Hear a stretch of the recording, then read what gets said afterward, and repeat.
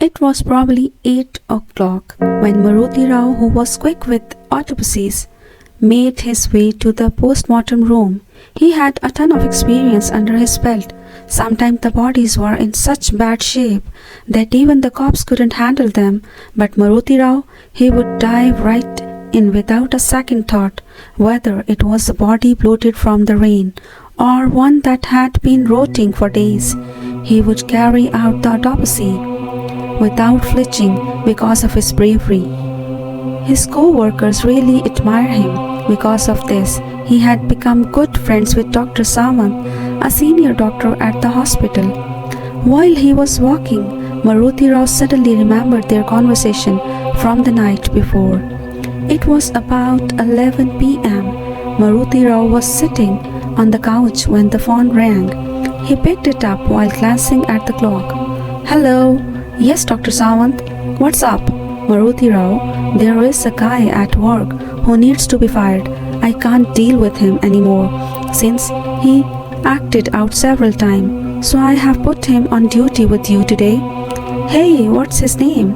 "It's Deepak. Don't worry, I have got this." Working in a morgue isn't a walk in the park. "Maruti, can I ask you something?" Dr. Samant said, this is a bit nervously. "Why are you holding back, Samant? Just ask me what you need to." "Maruti, you have been doing autopsies for years, but do you actually believe in ghosts and spirits?" "Ghosts? Ha ha! No, sir. Those are just made up stories. I don't buy into that stuff at all." "So, when are you coming back?" "I am still in Mumbai and I will be there by tomorrow. It's about an 8-hour trip from here." "Oh, and Maruti, that guy Danny has a special talent." "Special talent? What kind?" "I am a bit confused and swamped right now, but I will be there tomorrow. Let's catch up and chat about it." Thinking back to our talk yesterday, Maruti Rao couldn't help but smile. Once again, Samant sir has put me in a charge of something. When he wants to let someone go, he assigns them the work with me in the post-mortem room, so they end up quitting on their own. They don't need to be officially terminated. Maruti Rao got close to autopsy room. A guy around 24 or 25 was standing there. In front of him was a body covered with a white sheet.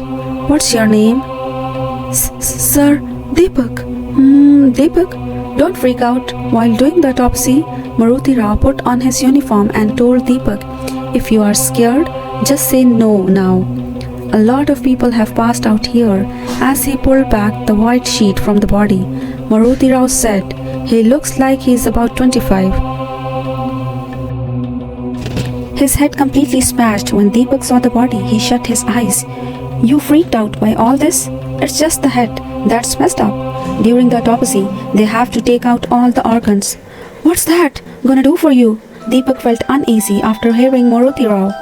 Gathering his courage, he looked at the body and said, "He wasn't murdered. His bike probably slipped while he was heading to work, and then his head got crushed under a bigger vehicle. That's why we can't recognize his face. Is that right, sir?" "You really have some guts to come to that conclusion just from looking at the body." Deepak stood there, quiet as a mouse. Maruti Rao grabbed the surgical blade from the table and asked Deepak, "Why do you look so scared? The body just being examined. Why does it bother you?" Deepak replied seriously, staring at the body, "How do you think his spirit feels watching this autopsy after he is passed away?" Listening to Deepak, Maruti Rao joked, "Come on, spirits and ghosts are never made of stuff. I don't buy into any of that." Deepak stood there quietly and said in a mysterious tone, "Made up stuff? I'm sorry, but we don't believe it until we see it. And honestly, it doesn't matter to them whether we believe or not."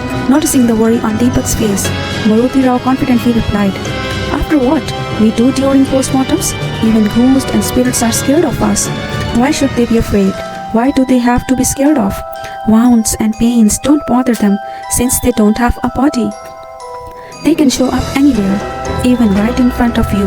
Maruti Rao got really mad after hearing Deepak, so he grabbed a surgical blade in a fit of rage and stabbed it in the neck of the body, cutting straight down to the stomach. Deepak was left completely shocked, his face going pale. Seeing Deepak's pale face, Maruti Rao reached inside the body and said, while pulling out some organs, "Check out the stat of his lungs. It's all from booze and cigarettes." As Maruti Rao glanced the cigarette pack that had fallen out of Deepak's pocket, he joked, "I bet your lungs are just as messed up. Should we check them out now?" While Maruti Rao chuckled, Deepak just stood there silent. Piece by piece, John started cutting into the body. He took samples of the organs he needed and smashed open the skull with a hammer like it was a lid. Deepak stared blankly at the body. Looking at his expression, Maruti Rao thought, "This kid is really brave." He stitched up the open body and said to Deepak, "I will handle the autopsy on the second body myself. Just watch today." After finishing the first autopsy, he covered the body. Then he glanced at the other corpse nearby, which was wrapped in a white cloth. It had just been brought into a little while ago. There was a pad next to it with the name of the deceased written on it. When Maruti Rao read the name, he was stunned and stared at Deepak with wide, scared eyes. Deepak stood there, looking brave. Was he really fearless or just acting though? Maruti Rao couldn't figure it out. He picked up the notepad from the table and started reading it. When he uncovered the body, the pad slipped from his hands. Maruti Rao, who had been so confident until then, went pale. He suddenly stepped back from the table, a strange fear showing on his face. Seeing this, Deepak approached him and asked, "Are you scared?" Maruti Rao couldn't believe what he was seeing. His eyes were wide with fear, fixed on the corpse. Deepak gently put a hand on his shoulder and said, "Ghosts and spirits exist in their own realm. But some people like you refuse to believe in these unseen forces. Their existence isn't changed by your disbelief." Maruti Rao was completely stunned, almost in a daze. "Is this a dream?" "No, it's real." His eyes were blank, like he would just been beaten by a snake. He staring at the body he had just examined. All of this was too much for Maruti Rao to wrap his head around. Seeing how Maruti Rao was, a strange smile crossed Deepak's face. He looked at the pale guy and said, "It looks like you, seeing this for the first time in your life." Just then, Dr. Samant and his colleague Shinde walked into the room and looked at the body on the table. They asked, "What happened so suddenly?" Deepak replied, he had just a heart attack in his sleep last night and just didn't wake up. When someone dies unexpectedly like this, their spirit often struggles to accept that they are gone, and it keeps doing everyday stuff. Deepak's response caught their attention. "Oh yeah, Shinde, this is Deepak. He started work today and he's got a special talent. He can talk to the ghost and spirit." Shinde laughed when he heard that and said, "So Maruti Rao's spirit must be here too, hanging out with his body. You can ask this kid. I'm not into those ghost stories." After the autopsy, both bodies were left on the table. Shinde then Deepak covered Maruti Rao's face, which was sitting on the table, and he said, looking at the half-open window behind Mr. Samant, "Even Maruti Rao never bought into all that nonsense." When Deepak replied, Mr. Samant was taken aback. He glanced at the window, and then a nice cool breeze flowed into the room.